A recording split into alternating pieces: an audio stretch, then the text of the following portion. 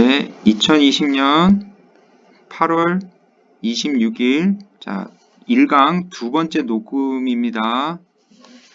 네, 시작하겠습니다. 자, 안녕하십니까. 여인성입니다. 자, 오늘 제가 말씀드릴 강좌는 고정성 보철학에서 우리가 수복 치료를 할 때 넷솔로지에 근거해서 치료하는 접근 방법에 대해서 그런 이론적인 백그라운드부터 실질적으로 하는 그 임상 술식에 이르기까지 전체적으로 한번 살펴보는 그런 시간을 갖도록 하겠습니다. 그래서 오늘 첫 시간에는 어떤 역사에 대해서 이런 교합 치료의 역사에 대해서 간단하게 살펴보도록 하겠습니다.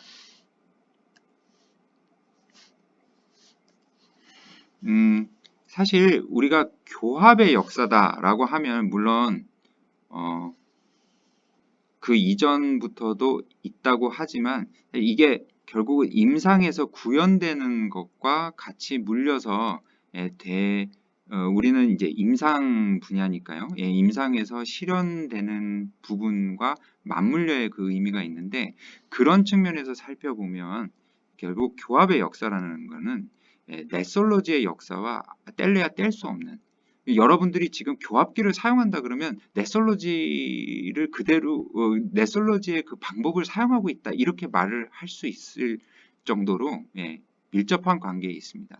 그래서 History of Occlusion이다 하면은 History of 넷솔로지다라고 이야기할 수도 있기 때문에 우리가 넷솔로지의 역사를 한번 살펴보면 아마 전체적인 그러니까 임상 보철에서 보철 수복 치료에서 어느 정도의 그런 그림을 여러분들이 그릴 수 있는 그런 기회가 될 거라고 생각을 합니다. 그래서 History of 넷솔로지, 넷솔로지의 역사에 대해서 이번 시간에는 살펴보도록 하겠습니다. 넷솔로지는 악구관계를 기능적인 한 단위로서 연구, 치료하는 것을 목적으로 한 학문이다. 이렇게 말을 할 수가 있겠습니다.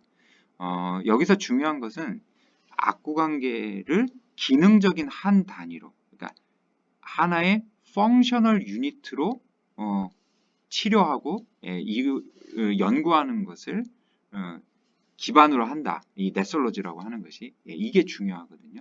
그래서 도대체 펑셔널 유닛으로 본다는 것이 무슨 말인가 라고 그걸 좀 살펴볼 필요가 있는데 이것은 뭐냐면 그러니까 그때까지의 넷솔로지라는 것이 성립되기 전까지의 치과 치료라고 하는 것이 수복 치료라고 하는 것이 결국은 상실한 치아의 그 빈 공간을 메꾸는 정도 수준에 불과했다 이렇게 말을 할 수가 있어요. 그런데 넷솔로지가 등장함으로써 비로소 악구관계의 결국 뉴로머스큘러 시스템과 맨디블러 무브먼트 이런 것과 조화되는 수복물을 제작하고 그거를 환자에게 제공해서 치료를 하는 그런 컨셉이 생겼다고 볼 수가 있습니다. 그래서 이건 굉장히 그 진일보된 생각인 거죠. 그래서 바로 넷솔로지에서 이야기하는 것은 뭐냐면 그런 이런 치아를 단순히 빈 공간을 메꾸는 게 아니라 저작, 심미, 발음 등의 갖고 있는 기능을 회복시켜주기 위해서 맨디블러 무브먼트와 그와 관련된 뉴로머스큘러 시스템 이 입 전체를 하나의 홀 유닛으로 보고 조화되게 수복 치료를 하는 개념이다. 이런 의미를 갖고 이 넷솔로지가 출발했고 넷솔로지가 만들어졌다는 의미에서 이 functional unit, as a whole unit, 하나의 홀 유닛으로 보고 펑셔널 유닛으로 보고 치료를 하려고 했다라는 이 컨셉이 중요하다. 이렇게 말씀을 드릴 수가 있겠습니다. 그래서 넷솔로지의 원래 이 어원은 넷소 이게 턱이라는 의미의 넷소와 로지, 사이언스라고 하는 의미의 로지 이게 만들어진 말인데요. 그러면 턱에 대한 과학이잖아요. 턱에 대한 학문이잖아요. 근데 이것이 말하려고 했던 의미는 바로 이 빈 공간을 메꾸는 치아를 상실한 치아를 그냥 단순히 빈 공간을 메꾸는 게 아니라 이 턱이라고 하는 전체의 틀 속에서 홀 유니트로서 조화되게 치아 수복을 해준다. 이런 의미에서의 그 의미를 나타내기 위해서 네소와 로지를 합친 네솔로지라고 하는 말이 만들어졌다. 이렇게 이해를 하시면 되겠습니다. 그래서 네솔로지는 the study and treatment of the entire mouth, 전체 입을 as a functional unit 또는 as a whole unit로 보고 치료를 하는 학문이 네솔로지다. 이렇게 정리를 하시면 되겠습니다. 그래서 네솔로지의 정의를 좀 더 세세하게 보면 악구관계에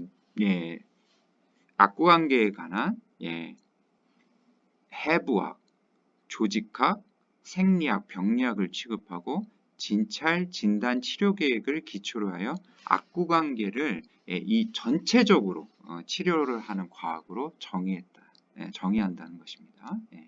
그러니까 이거를 결국 뉴로머스큘러 시스템, 오로맨디블러 시스템 이런 전체적인 입이라고 하는 이 입과 턱, 이 주변에 이 로어 페이스라고 할 수 있죠. 이거를 하나의 as a whole unit로 보고 치료하려고 접근하는 그런 학문 분야다. 이렇게 이야기를 할 수 있겠습니다. 그래서 치과 보호철학 용어집에 보면 여기에서 중요한 말이 science that treats the biology of the masticatory mechanism as a whole. 이게 중요해요. 전체적으로 보고 치료를 하는 과학이다. 이런 것입니다. 그럼 이 네솔로지가 갖고 있는 의미가 뭐냐는 것은 바로 치과 치료의 영역을 지금 이 정의에서 제가 누차 강조했듯이 개개의 치아에서 저작에 관계하는 조직과 기관 모두를 포함하는 범위로 확대하였다는데 그 큰 의의가 있다. 이렇게 말씀드릴 수가 있겠습니다. 그래서 28개의 치아가 하나의 단위로서 as a whole unit로서 역할을 수행하고 이것이 맨디블러 무브먼트와 조화가 되는 거고 그래서 그 기능을 관리하는 것이 치과 의료의 가장 중요한 사명. 그러니까 치아 하나 상실하고 두 개치 상실하고 그걸 그냥 그 공간을 메꾸는 데 의미가 있는 것이 아니라 전체적인 단위로서 전체적인 악구관계와 조화되도록 하는 것이 가장 중요한 사명이고 바로 그거에 따라서 맨디블러 무브먼트와 조화된 상하 치아의 접촉 이런 부분이 다름 아닌 교합이고 그러니까 결국은 이제 교합도 상하악 치아의 단순한 접촉을 넘어서서 맨디블러 무브먼트와 조화가 되니까 결국은 우리가 늘상 이야기하던 센트릭과 이센트릭까지를 포함해서 조화되게 수복물을 제공하고 그걸로 치료를 하는 그런 학문 분야가 네솔로지다. 임상 학문 분야가 네솔로지다. 이렇게 그 네솔로지의 의의를 그 미닝을 설명할 수가 있겠습니다. 네솔로지의 시작은 1900년대 초반, 1910년, 20년대라고 생각하시면 되고요. 맥컬럼이 창시자로 보시면 됩니다. 그래서 닥터 맥컬럼은 그 당시 유명한 닥터 슈달라드, 스튜어트와 같은 이런 학자들과 함께 임상가들과 함께 13명의 멤버로 캘리포니아 네솔로지컬 소사이어티를 설립하고 기계적 교합학에 관한 실험들과 화학운동의 연구에 과학성을 부여했다. 결국 네솔로지는 맨디블러 무브먼트와 조화되는 그런 수복물을 제공하는 것을 목표로 두었기 때문에 그런 기계적인 교합학 이게 왜 기계적이라는 말을 썼는지는 이제 뒤에 강의를 점차 들으시면서 이해하실 수가 있습니다. 기계적 교합학과 관한 교합학에 관한 실험들과 맨디블러 무브먼트에 대한 연구에 과학성을 부여하고 그거를 바로 임상적으로 구현하기 위한 일련의 술식들을 개발하게 됩니다. 이것이 넷솔로지의 출발이다. 이렇게 보시면 되겠습니다. 그래서 맨디뷸러 무브먼트와 조화된 수복물을 만들기 위해서 자 보시면 맥컬럼, 스튜어트 이런 등은 세계 최고 레벨의 괄호 콘다일러 패스 계층용 구회법 트레이싱 장치 네소그래프라고 하는 기계식 판토그래프를 완성했다. 이제 이 뒤에 요약해서 설명을 드리겠지만 바로 맨디뷸러 무브먼트와 조화된 수복 치료를 하기 위해서 맨디뷸러 무브먼트를 재현할 수 있는 장치가 필요했습니다. 따라서 넷솔로지는 그 부분에서 맨디뷸러 무브먼트를 환자의 맨디뷸러 무브먼트를 재현하는 장치를 개발하게 됩니다. 그 중에 하나 중요한 것이 바로 이러한 턱이 운동할 때 맨디블 하악이 운동할 때 맨디뷸러 무브먼트에 있어서 이 과두 콘다일에 움직이는 콘다일러 패스가 있죠. 이 콘다일러 패스를 인계하는 장치인 네소그래프라는 장치를 만들고 이에 이어서 계속적으로 결국은 환자의 맨디뷸러 무브먼트를 재현하는 장치까지 이게 이제 나중에 아시게 되겠지 나중에 말씀드리겠지만 그런 장치까지 개발하게 됩니다. 자, 넷솔로지의 창시자 닥터 맥컬럼입니다.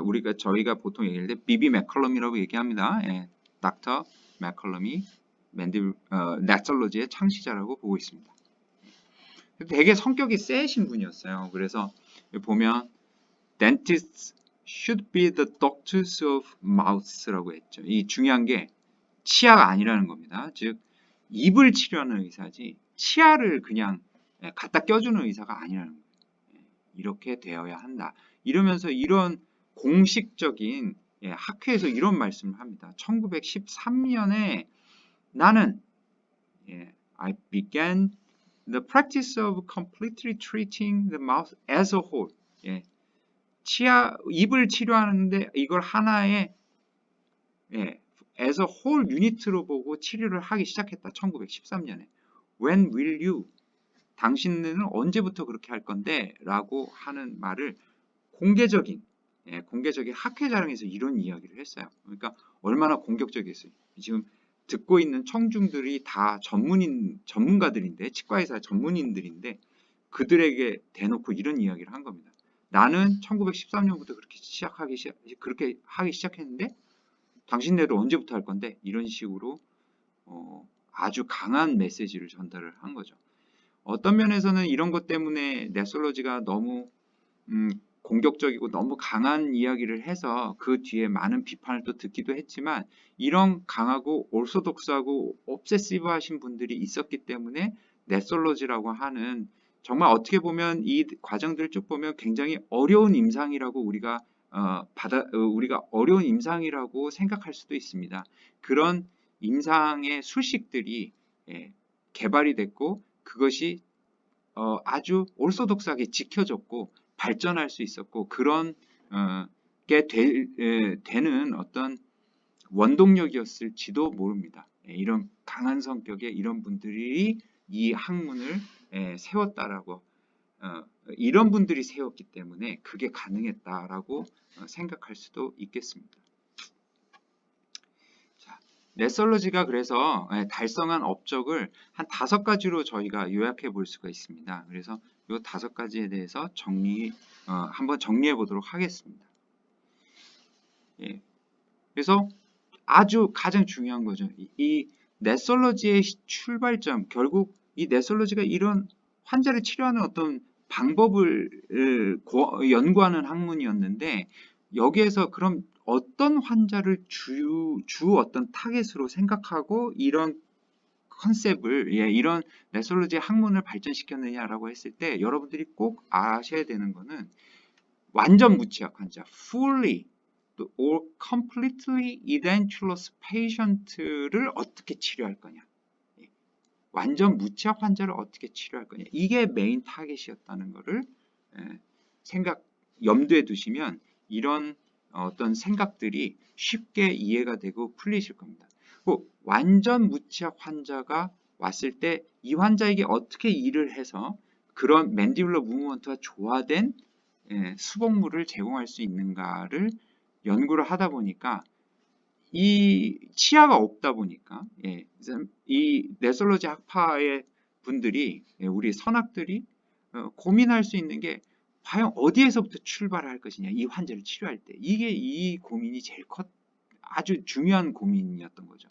거기에서 중요한 건 뭐였냐?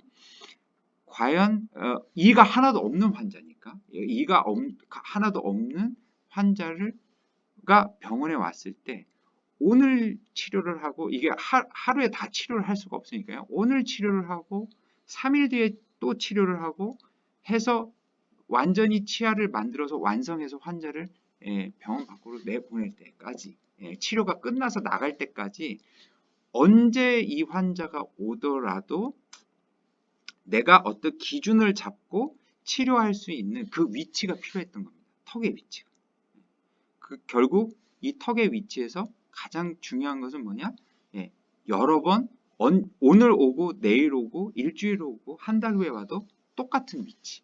이걸 가리킬 수 있어야 되는데 그 위치가 필요한데 이가 하나도 없으니까 결국 그 위치를 맨디블의 운동을 통해서 이 위치를 잡아야 되겠다는 생각을 하게 됐고, 그렇게 해서 정립해 나간 위치가 바로 센트릭이라고 하는 겁니다. 그래서 뇌솔로지에서 가장 중요한 업적 중에 하나가 센트릭이라고 하는 개념이 정립됩니다. 이게 정립이 돼야 언제 환자가 와도 출발점을, 기준을 잡을 수가 있고 그 기준에 따라서 그 이후의 치료를 계속 해나갈 수 있기 때문입니다. 그래서 가만히 보아하니까 이제 이 이후에 다음 강의 시간에 이 센트릭에 대한 보다 섬세한 개념이나 이런 것들을 설명을 하겠습니다. 그래서 센트릭의 위치에서 중요한 게 결국 우리 맨디블러 콘다일의 위치를 어디로 잡는 것이 이제 가장 중요한 어떤 위치가 될 거다라는 생각을 했고, 거기에 따라서 닥터 맥컬럼은 centric relation이라고 하는 용어를 정의하면서 가장 most retruded position, 콘다일이 이 articular fossa 내에서 가장 후방에 있는 위치다라고 정의를 하게 되면서 여기에서부터 이제 출발을 하게 됩니다. 그래서 그 이후에 센트릭에 대한 개념이 발전해서 여러분들이 잘 알고 있는 rearmost, uppermost, midmost라고 하는 run 포지션까지 이제 정립이 되게 된 거죠. 그래서 여기에서 제일 중요한 건 뒤에 다시 한번 설명을 하겠지만 reproduction, reproducibility, 즉 오늘 환자가 오고 내일 환자가 와도 해도 이 치료를 계속 그 이후로 진행할 수 있게끔 그 기준점을 잡을 수 있는, 그러니까 이게 제일 중요한 건 재현성이죠. 오늘 와도 내일 와도 일주일에 와도 한 달 뒤에 와도 동일한 위치를 환자가 잡을 수 있는 출발점이죠. 그 기준점을 잡을 수 있는 이 재현성이 제일 중요했다라고 하면서 이렇게 하도록 하는 센트릭이라고 하는 개념을 정립했다는 게 뇌솔로지의 가장 중요한 업적 중에 하나입니다. 그래서 그 중에서 이제 centric relation, 이게 이제 가장 중요한 중요한 위치인데요. 이 centric relation이 그래서 여러분들이 쉽게 이해할 수 있는 게 완전 무치약 환자에서 이 centric relation을 정의했기 때문에 이거는 치아 대 치아의 관계가 아닙니다. 악골 대 악골의 관계있죠. 그래서 고전적인 centric relation 정의는 바로 아래와 같고, 여기서 이제 unstrained position이라고 나오는데 중요한 것은 이 centric relation은 physiological한 위치가 아니고 mechanical 위치입니다. mechanical 위치인데 그 치료를 하기 위해서 재현성이 높은 위치를 우리가 정의를 한 겁니다. 그런데 거기에 플러스해서 physiologic하게 unstrained position으로 우리가 그 위치를, 그러니까 억지로 그 위치가 잡아져서는 안 된다라는 얘기를 하는 거죠. 언제나 환자가 왔을 때 편안하게 그 위치를 유도할 수 있고 잡을 수 있는 기준점으로서 centric relation을 정의를 하게 됩니다.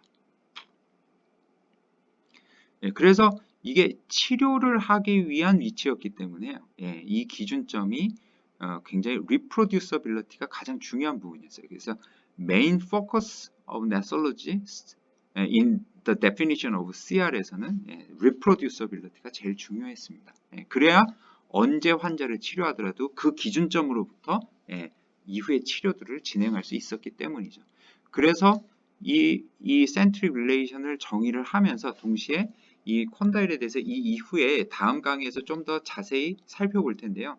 이 턱 관절이 centric relation에서 오픈 클로즈를 했을 때 턱을 벌리고 다물고 했을 때 여기가 퓨어 로테이션을 하는 그 가상 축을 우리가 정의를 하게 되는데 그게 이제 터미널 힌지 엑시스입니다. 그래서 이 터미널 힌지 엑시스가 센트릭 릴레이션의 정의에서부터 이제 이게 유도가 되게 되는데요. 이 터미널 힌지 엑시스가 그 이후에 용어가 또 좀 바뀌게 되고 그렇습니다. 그런 것들을 그 이후에 다음 강의나 다음 강의 시간에 말씀을 드리도록 하겠습니다.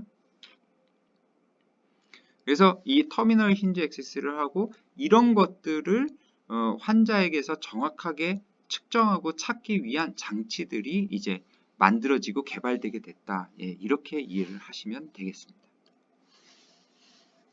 그리고 두 번째 업적으로는 따라서 이 센트릭 릴레이션, 센트릭이라는 개념을 정립하면서 이제 거기에 맞춰서 환자의 맨디블러 무브먼트와 조화되게 수복물을 제공해야 되니까 환자의 맨디블러 무브먼트를 재현할 수 있는 장치가 필요했고 그런 재현에 필요한 장치들을 일련의 장치들을 개발하게 됩니다. 그래서 팬토그래프와 fully adjustable articulator가 그거에 대한 장치들이고 그 장치를 이 넷솔로지스트들이 개발을 하게 된 게 이게 넷솔로지가 달성한 또 업적 중에 하나입니다.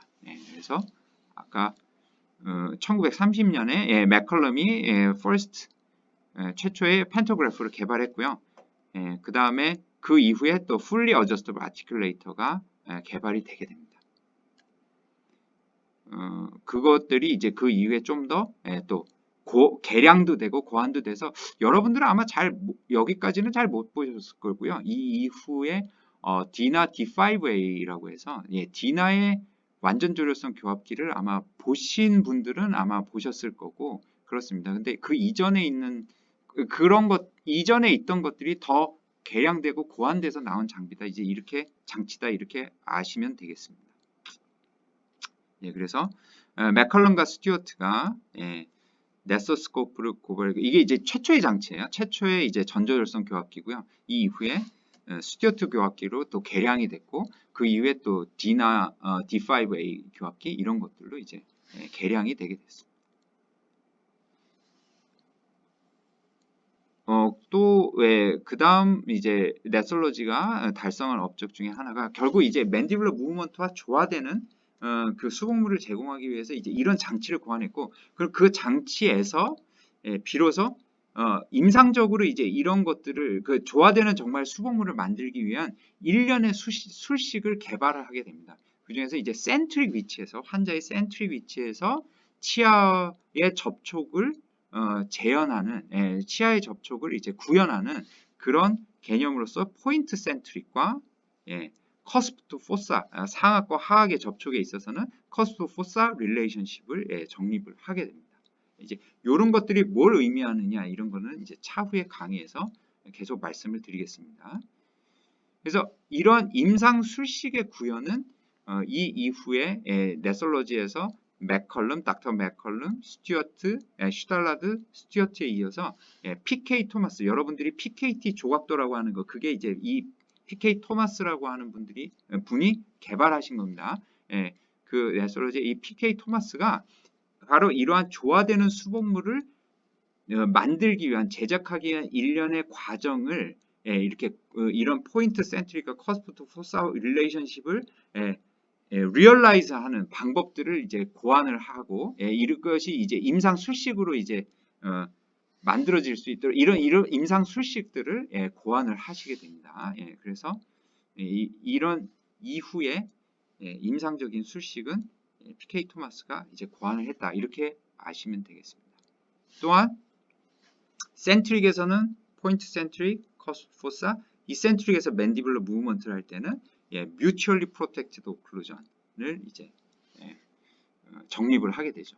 그래서 이 mutually protected occlusion이 원래 시작은 이제 canine guidance부터 시작을 합니다. cuspid guidance라는 게 canine guidance입니다. 그렇지만 조금 더 확장된 개념으로 canine만 가이드가 되는 게 아니고 전치 한두 개 정도 포함이 돼서 같이 가이드가 되고 뭐 이런 부분들이 좀 더 그럴 수 있다라고 해서 확장이 되면서 mutually protected occlusion이라고 하는 컨셉으로 발전을 하게 됩니다. 이것을 이런 컨셉이 정립된 것, 이것이 또 하나의 넷솔로지의 업적이 되겠습니다.